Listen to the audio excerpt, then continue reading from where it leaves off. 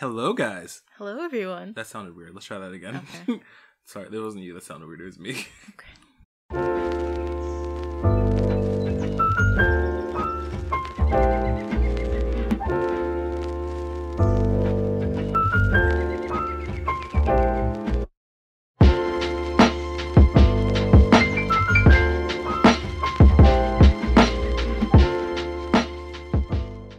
Hello, everyone, and welcome to another episode of Real Quick. Hello.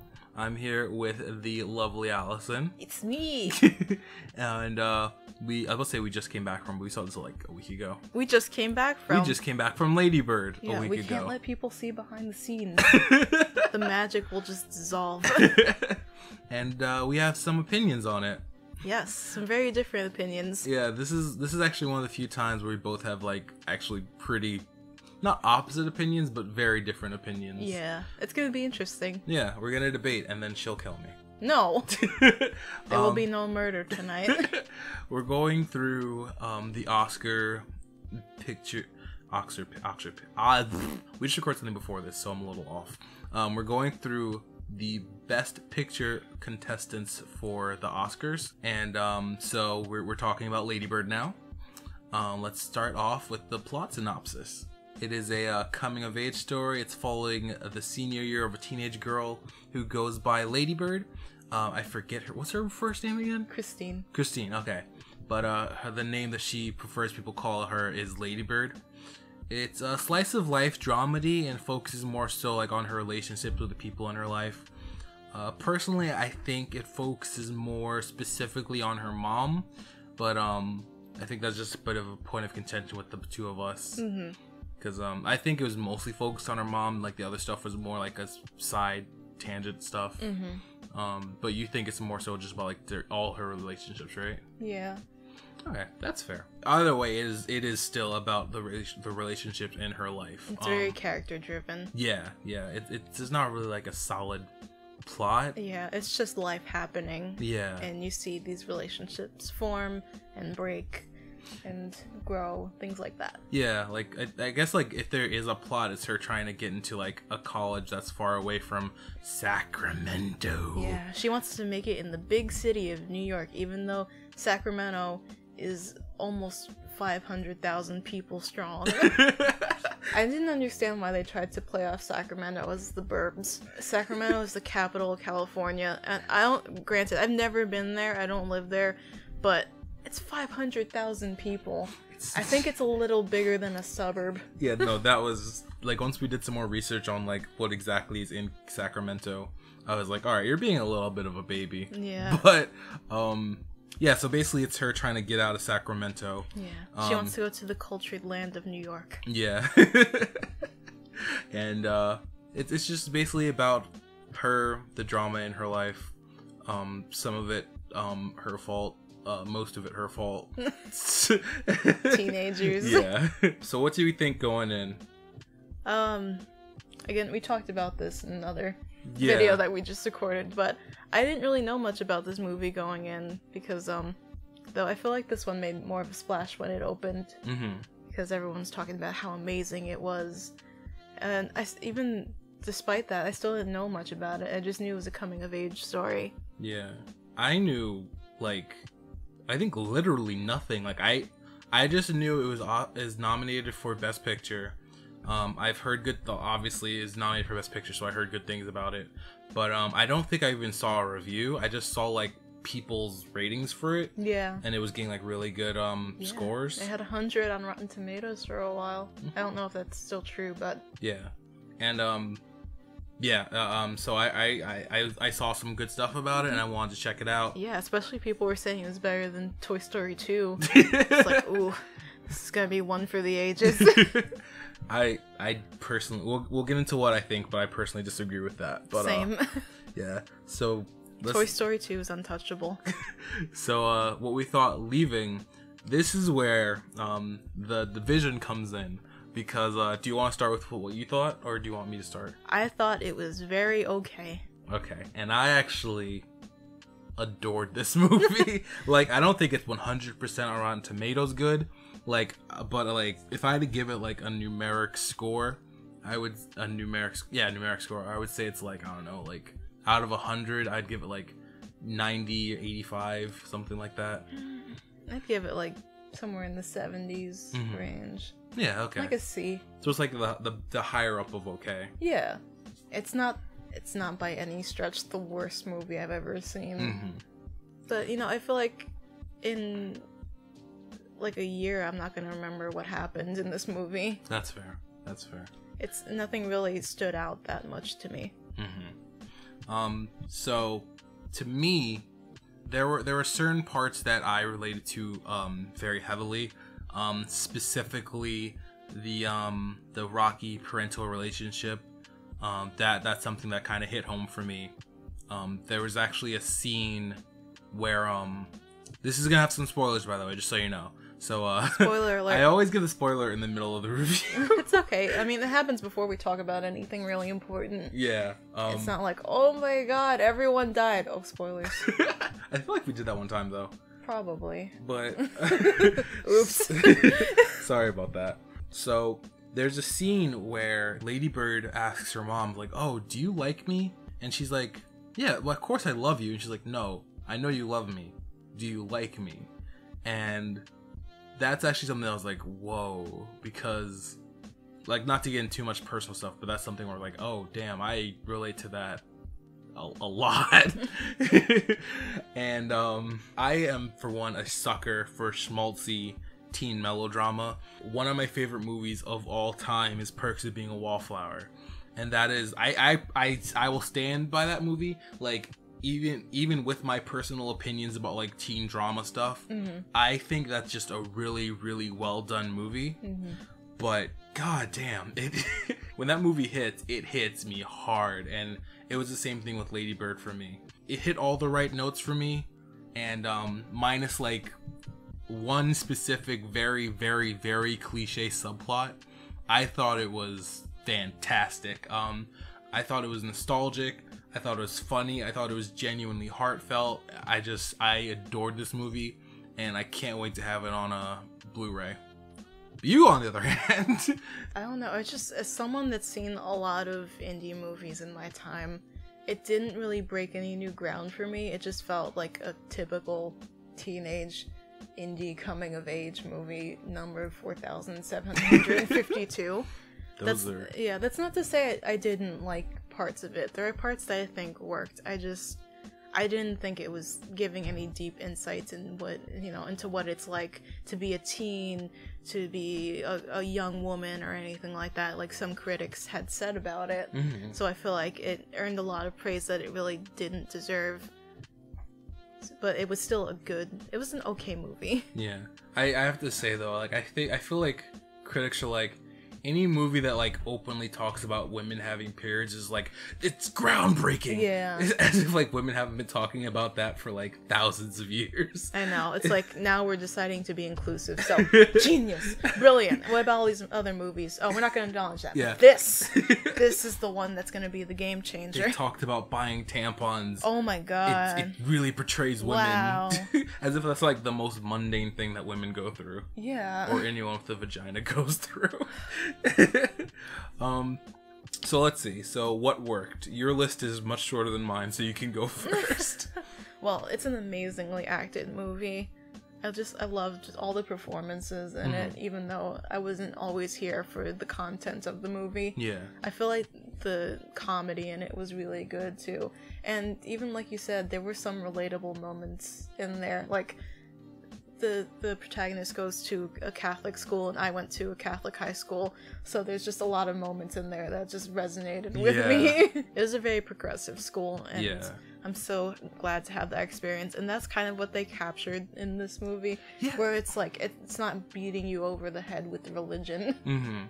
And I appreciate that. Like, even as someone who's not religious, I can respect a movie for having a religious setting, but not making it seem like everyone's super just strict and harsh and stuff like that. Because like I've come across a lot of religious people, and some of them are like really chill, and it's nice that her school wasn't like didn't have like this setting as like almost like a punishment for her. Yeah. Like a jail to escape. It's just like a school that she goes to. And like any drama that comes from being at the school, it's not because it's a Catholic school, it's just because it's a school. Yeah, it's just high school. Yeah, exactly. So what I thought worked was pretty much the same thing with you. I loved the acting. I'd say especially the mom. She did the best job in this movie, in my opinion. Oh yeah, no, she knocked it out of the park. Yeah, I don't know if she's nominated for anything. Oh, she is? Okay. She's nominated for this role for an Oscar. She 100% deserves to at least be nominated. I don't know who else is nominated, but like, I'm glad to hear that. She did an amazing job in this movie. It is very relatable to me personally, even though I didn't go to a Catholic school. I did go to a religious school. And it's weird because like it's easy for me to get into this mindset when it comes to these movies, because I feel like they don't necessarily portray what being a teenager is like, because with me, I didn't really have friends in high school, but it kind of portrays what it feels like to be a teenager. Like if I was a teenager, if I ever lived through my you just skipped over teenage years. God, that would be like such a shock to the system. Mommy, what's happening? But like it kind of, if I did have a lot of close friends when I was a teenager, I feel like this is not so much how I would act, but how I would want to act. It has a very idealized version of what being a teenager is, and that could be probably like a plus or a minus for some certain people. Yeah, that's definitely like my biggest minus. Yeah, I feel. And meanwhile, for me, that's a plus for me. That's kind of, I know it's not very realistic, but I kind of give props to movies that have teenagers where they're not written as like, she won't get off that phone. Like, yeah, no. I mean, this is miles ahead of any like super popular depiction of teenagers. Yeah, like I don't think anyone in Lady Bird is like punished for being a teenager. Yeah. Like it shows that she's selfish, and I think it's because of her age. But like it's shown in like a more realistic way, and not so much in a we're a bunch of baby boomers writing what we think millennials are like. No, I feel like it does a good job portraying teenagers to a degree. Yeah. I feel like the media has a very love-hate relationship with teenagers, because it's like, this is a massive demographic. Of course, we want to cater to them, but they do such a bad job of writing them. It's always awful stereotypes, and it's like, oh, I need to upload this to Instagram so I can get 4,000 likes, and it's like, they're not all like that. Yeah, like with this movie, I didn't get the feeling that the writers hate teenagers. Yeah. And that's kind of rare, because I feel like with every other teenager movie, they have like a seething hatred for teenagers. Yeah. Like, what was that awful Miley Cyrus movie we were watching a little bit ago? So Undercover? Yeah. We couldn't even finish that one. Oh my god. You could tell they genuinely hate teenagers in that movie. Yeah. Well, granted, they're supposed to be in college, but still just a hatred for young adults. It's like, she has an eating disorder. Look at how these women are so obsessed with their, appearance, even though that's something society forces on them. Yeah. But we're not going to examine that. Look how shallow they are. I wouldn't even say this is a hatred for young people. I'd say it's a hatred for young women specifically. Yeah. And this movie's like, it's mostly women, and I can't really, I mean, like, I'm a guy, so like, it probably wouldn't sound as much to me, but it's like, I can't really think of anything personally, and you can let me know if I'm wrong, where it's like they get shit on by the narrative for being women, Yeah. I think it's just what they get punished for is being kind of naive. Yeah. And just being, just making the mistakes you make at that age. Yeah. And like something, I'm not sure if maybe it's because like I didn't bring my glasses to the showing, or if it is like something that actually happened, but like the main actress who played Lady Bird, I don't remember her name. Saoirse. I think they like gave her like acne. They put like acne makeup on her. Yeah, I was actually reading about that. So they just didn't cover up the acne that she had. Okay. Because usually she's completely flawless. Mm-hmm. But the director was like, nah, we're just gonna have her look like an actual teenager, even though she's 23. I actually like really respect that, and that's one of those things where like you don't normally think about to do, but it's like, yeah, that's what happens. Like you most of these movies or TV shows that have teenagers, they come in, they look like they're fucking 30, first of all. Yeah, but and they're just perfect in every way. Granted, Saoirse Ronan is beautiful regardless. She's like way too beautiful to be a normal 17-year-old, especially surrounded by her co-stars, so that was still a little jarring to me. But I don't know, I'm not gonna complain about that. Like, I don't know, maybe it's like just again, being a dude talking, so maybe I didn't notice it as much. A dude. Well, it's not like Michael Bay levels of, okay, we really don't know how to cast young adults. Just get some Victoria's Secrets models. Megan Fox, cool. Awesome. Put her in it again. Yeah. But, good. No, yeah, I think they did a really good job with the portrayals. I liked the way that the teenagers are portrayed in this movie, where it's not always super realistic, but it's almost kind of like it's kind of like what an adult remembers being a teenager is like, or fantasizes about being a teenager is like, you know. So, and I guess as someone who didn't have like the best teenage years, maybe that's what's appealing to me. But yeah, so let's see what didn't work, and since my list is shorter, I will go first. The last video we just did was Call Me by Your Name, and with all the problems we had with, are you okay? I'm still having flashbacks. We had a lot of problems with that. For anyone who didn't see that video, I'll leave a link to it. I had a lot of problems with that, but I would say that the cinematography was amazing in this, in Call Me by Your Name. With this one, like, it was adequate. I don't think there was anything like stand out about it. No, it was pretty standard. Yeah, it was just my feeling for the whole movie is that it's pretty standard. Yeah. Yeah, that's my own thing. I felt the cinematography was it was just standard. There's nothing like super stand out about, like, that's besides like the mom's performance, I don't see why this movie is nominated for any Oscars. Yeah. I can see that. But like, I think it's great. I just don't think it's Oscar worthy. And we can get into a whole debate about what's Oscar worthy. There's always some questionable choices in there. I swear I don't hate indie movies. I just hate the ones that get super popular, because I feel like the more experimental and interesting ones get buried under what's more safe, and is only mildly pushing against what we see in conventional film. Yeah, and as long as they're like super pretentious and like quote some. Yeah, there's nothing super threatening to the status quo here, and it's not a revelation like so many people have said it is about being a young adult. I feel. Yeah, no. Personally. I mean, you've experienced most of her life. Yeah. Like, being a woman who went to Catholic school, I think you'd be like an authority on what's realistic and what's not. And if you're saying it's not realistic, I think that's a pretty good source. I mean, debatable.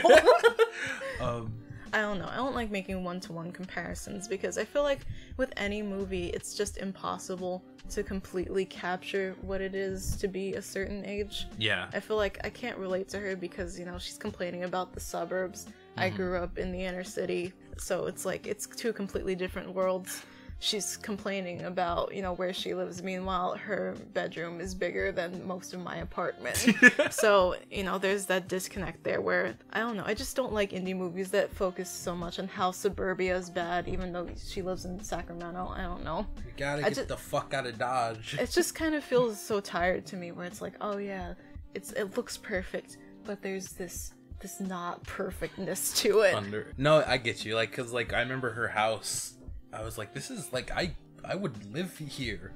Yeah, no, and she's ashamed of where she lives because she lives on the quote-unquote wrong side of the tracks, even though she lives in a 2-story home. Yeah. It's not, you know, it's not like a 3-story, so ooh. Although I think it was implied that her brother and his girlfriend sleep on the couch, so maybe they only have one other bedroom besides the parents. I don't know. Maybe. And going back to like that idealized sort of teenage state, I talked about this before with you when I said that senior year of high school is very different from other years, where at that point you just kind of stop caring.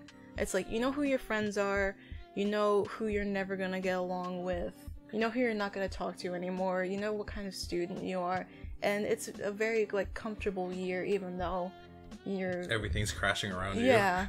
You know, you're just in this kind of state of, you know, autopilot kind of. Yeah, like and this movie just portrays her as like hitting the beats of like a freshman, where it's like, I want to be popular, I'm gonna be in the play, I'm gonna be I want a boyfriend, and it's just like, no. Yeah, like I think that's they not want. How it is. Sorry, like I think they want to like have their cake and eat it too, Mm-hmm. where it's like they wanted to have her be really concerned about college and have like in the end of the movie have her be in college, but like they also wanted to have her like trying to fit in with the cool kids and like abandoning her friend, which also that really fast, that was my only other critique with the movie, that I wrote down anyway, that like there was a very cliched subplot where like she left her friend for the popular kid and they made up.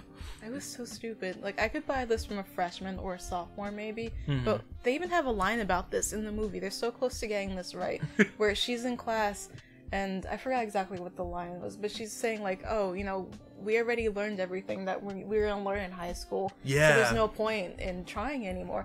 And, you know, that's what happens when you're a senior. It's just kind of like, okay, this is fine. I think I remember what the line was, like her friend, Lady Bird, was trying to get her friend to skip class with her, and she's like, we're seniors, we already learned everything. Yeah.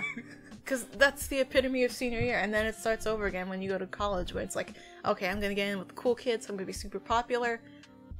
It's just, it didn't make sense, at least in my eyes, for this character to be this way. Mm-hmm.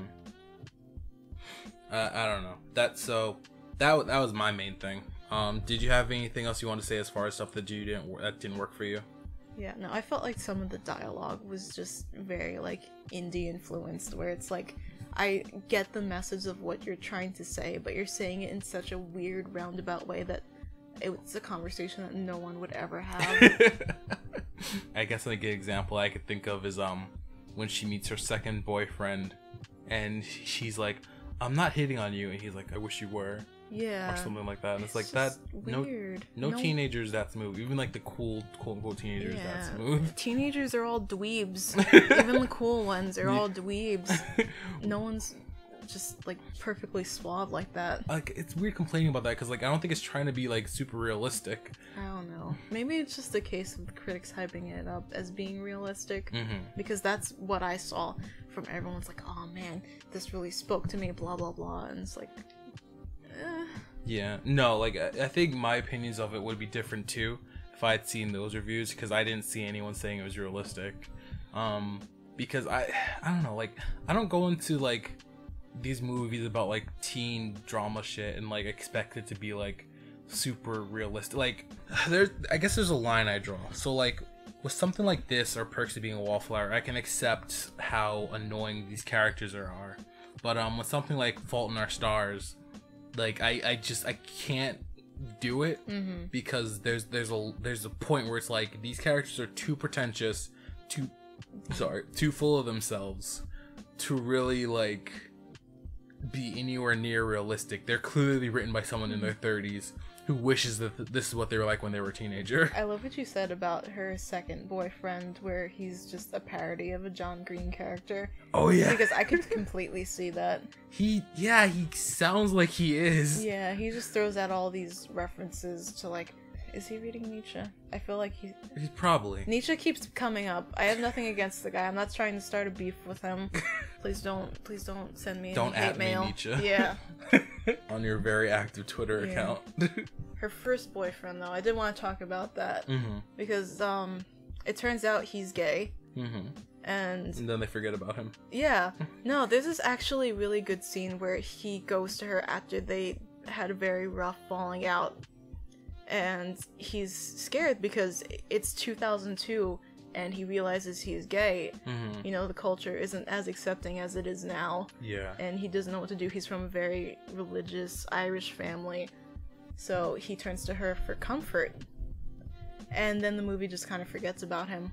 And he sings a song in whatever production they're doing. And I think that's supposed to be like, I'm comfortable with who I am now, even though you haven't seen me grow to be comfortable. Yeah, I think they could have fleshed him out more or just dropped his character completely. Yeah. Like, either handle it or don't try to. Yeah. And I get that the movie wants to be like life, where sometimes there isn't a resolution, but you can't really do that with film, because then you just feel like you're being cheated. Yeah, I agree with that. I think they could have handled that way better.